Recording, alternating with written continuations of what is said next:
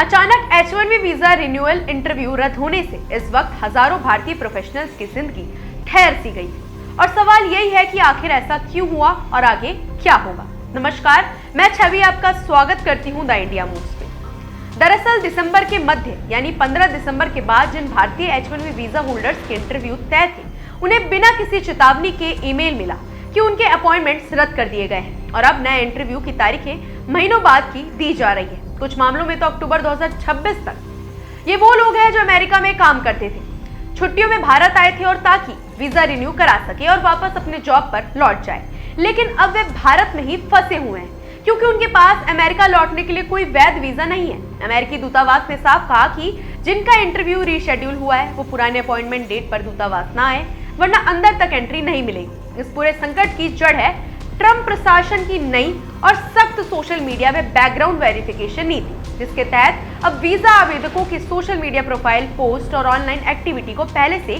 कई ज्यादा बारीकी से खंगाला जा रहा है ताकि कोई भी व्यक्ति अमेरिका की राष्ट्रीय सुरक्षा या पब्लिक सेफ्टी के लिए खतरा ना बन सके। लेकिन सवाल यह है कि इस जांच की कीमत कौन चुका रहा है? जवाब है वो भारतीय इंजीनियर्स, डॉक्टर, टेक प्रोफेशनल्स और रिसर्चर्स जो अब अनिश्चितता में जी रहे हैं। कई लोग बिना सैलरी के लीव पर हैं, कोई अपनी सेविंग्स पर जी रहा है तो कोई डर रहा है कि कहीं नौकरी ही ना चली जाए।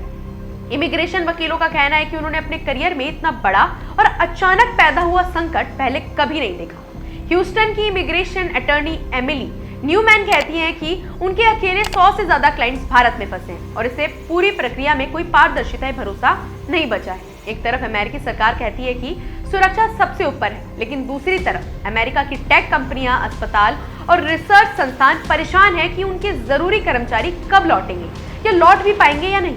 याद दिला दे कि H1B वीजा प्रोग्राम के तहत ही अमेरिका में विदेशी स्किल्ड वर्कर्स को 6 साल तक काम करने की अनुमति मिलती है और इसमें करीब 71% हिस्सेदारी भारतीयों की है। यही वजह है कि ये कदम सबसे ज्यादा भारतीयों को प्रभावित कर रहा है। सोशल मीडिया पर लोग लिख रहे हैं, मैं भारत में फंसा हूँ, बिल कैसे चुकाऊं, घर चलाना मुश्किल हो गया है, और कई डॉक्टर तो ये तक पूछ रहे हैं कि क्या अब वे अपने मरीजों को छोड़ दें। वहीं कुछ वकीलों का मानना है कि सोशल मीडिया वेरिफिकेशन सिर्फ एक बहाना है, असल वजह H1B प्रोग्राम पर बढ़ता राजनीतिक दबाव और उसे खत्म करने की मांग है। ट्रंप के दूसरे कार्यकाल में H1B वीजा फीस को $1 लाख तक बढ़ाने जैसे फैसले भी इसी सोच की ओर इशारा करते हैं। अब सबसे बड़ा सवाल यही है, ये इंतजार कितने महीनों तक होगा?